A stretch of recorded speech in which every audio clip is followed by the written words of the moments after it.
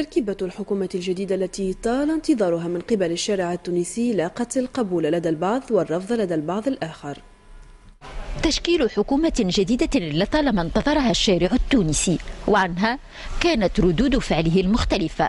من حيث الشكل معناتها يظهر لي متابعة أكثر شوي بالنسبة للحكومة الأخرى. توا الحكومة هذه مازالت توا تشكلت وتوا صارت حياد الأربع وزارات تاع سيادة. ما نجموا تو نحكموا حتى شيء لما نشوفوها باش تخدم وباش نجموا نحكموا عليها. والله اللي نحب وانا توفروا الحكومه جديده، صعيب باش توفروا لانها نسخه مطابقه للاصل من الحكومه القديمه مع تغيير بعض الوجوه. خلوها تخدم، هي مازالت ما ولدتش وقال الحكومه مشي به، حتى تخدم.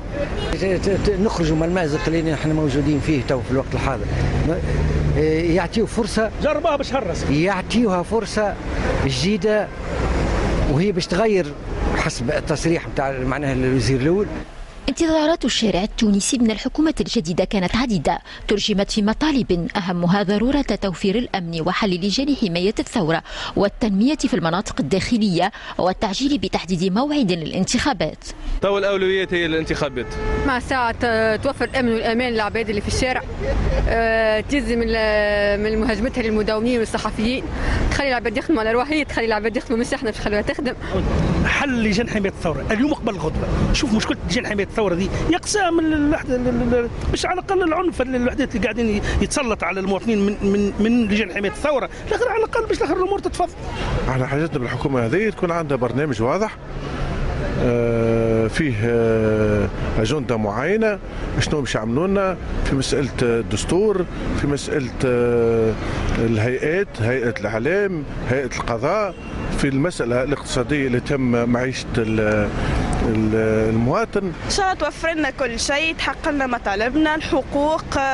اختي اوكين ايدي، مانيش حابب نعلق ولا نتبع الحكومه، خاطر انا ليه يلزمني نوفر قوت هذا وكهو، خل تبقى لنا البلاد راكحه وان شاء الله ربي يوصلنا بالسالم. عطينا الانتخابات، يزينا من الحكومه المؤقته والحكومه المؤقته، الاسم هذا ما عادش نحبوا نسمعوا به في التلفزه، نحبوا حكومه على مدى 5 سنين يكون برنامج يكون نتاعها ثري وفي المصلحه نتاع المواطن التونسي.